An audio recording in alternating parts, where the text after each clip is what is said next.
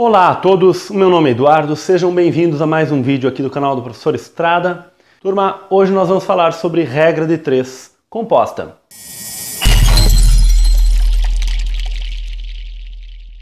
Bom pessoal, em algumas aulas anteriores aí, nós estudamos divisões proporcionais, estudamos grandezas direta ou inversamente proporcionais, estudamos divisão proporcional e quando nós estudamos divisão proporcional, estudamos a divisão proporcional composta. Numa das aulas nós fizemos isso.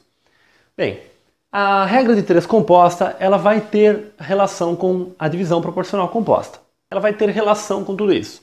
Na verdade, nós vamos juntar no mesmo problema tanto grandezas direta ou inversamente proporcionais, enfim, várias grandezas.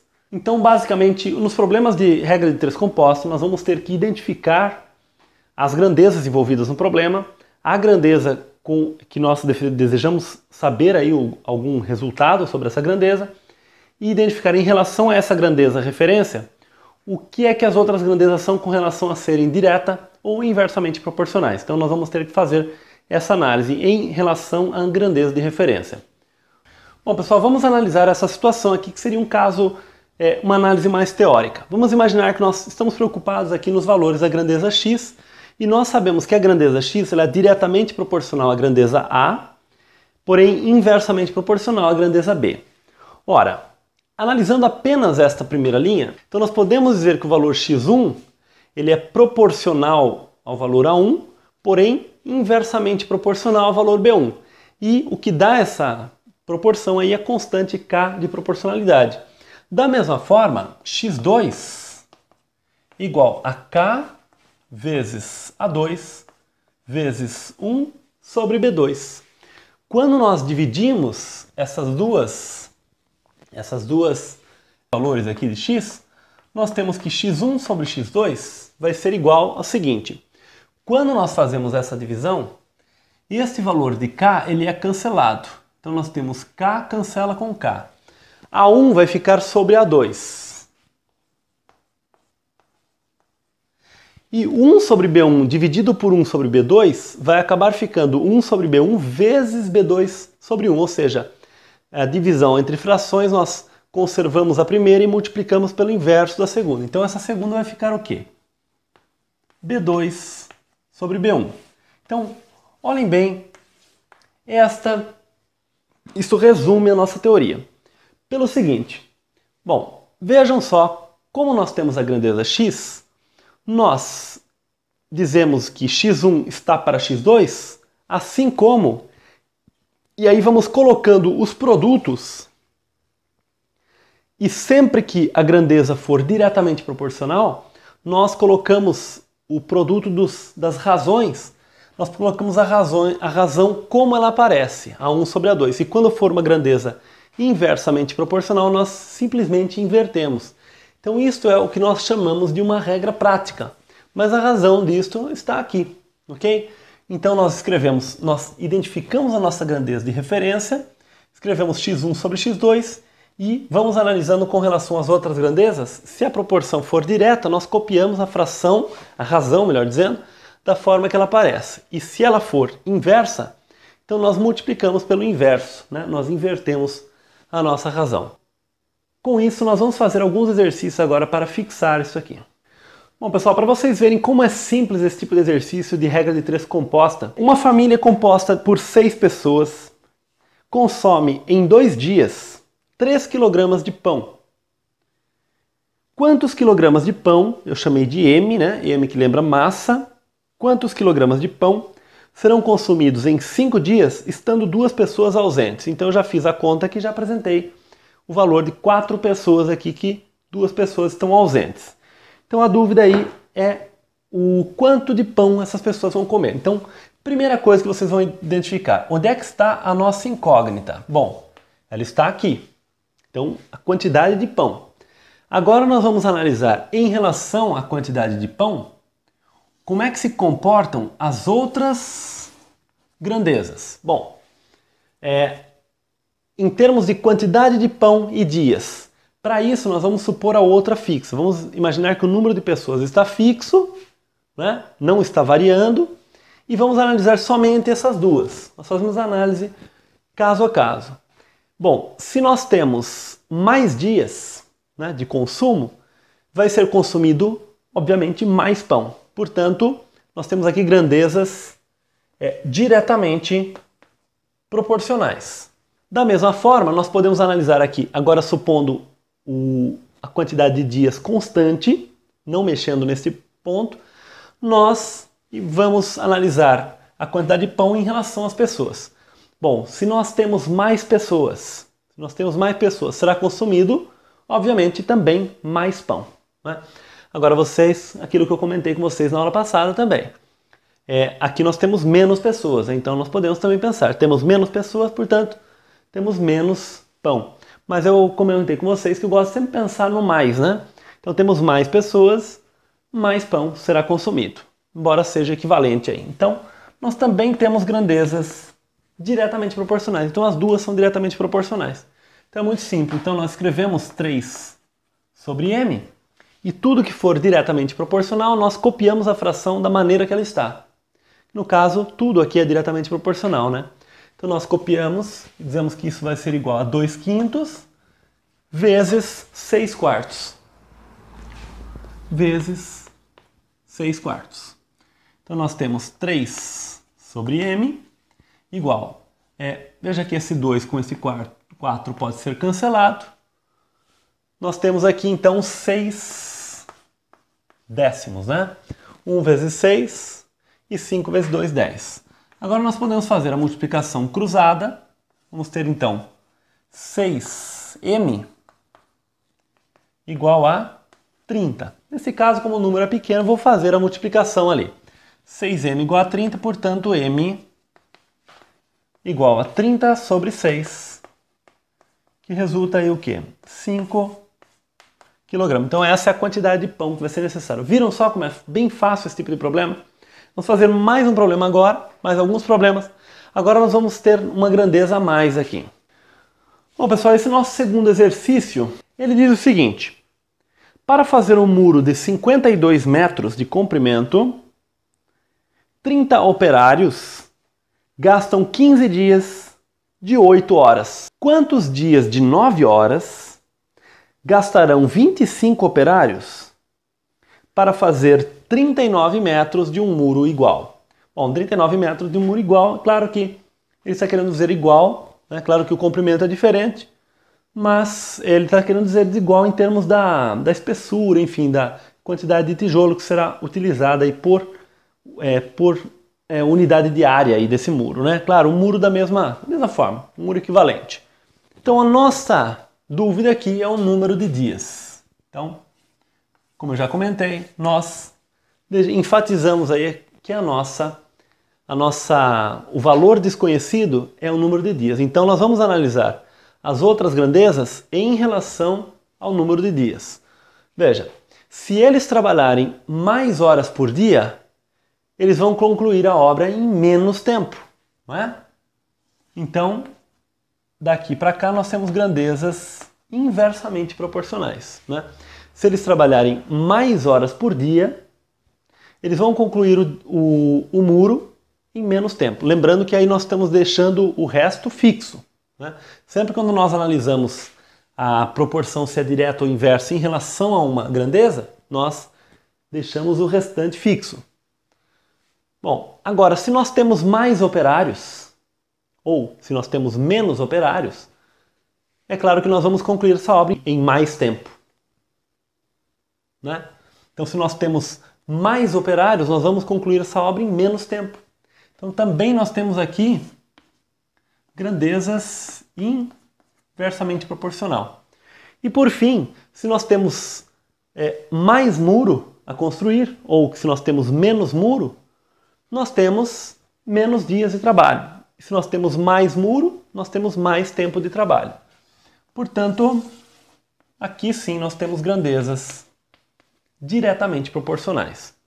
Bom, agora nós fazemos o seguinte, copiamos 15 sobre D, que é este trecho aqui, e em relação às outras grandezas, quando for diretamente proporcional, nós copiamos a razão da maneira que ela se encontra, 52 sobre 39. E quando for inversamente proporcional, nós invertemos a fração, a razão.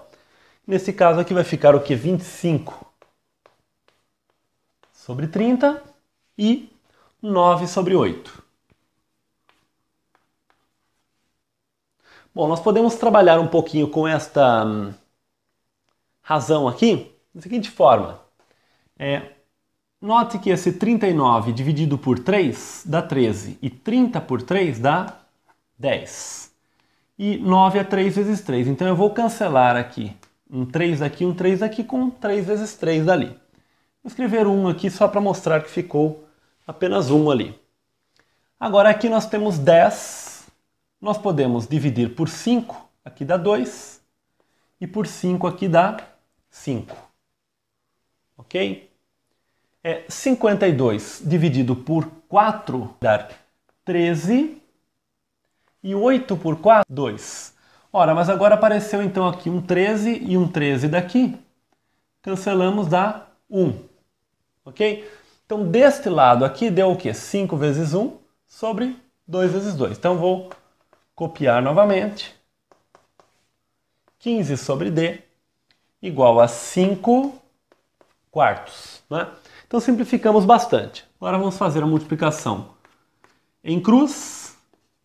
Então, temos o quê? 5D igual a 60. Aqui vou fazer também a multiplicação, pois o número é pequeno.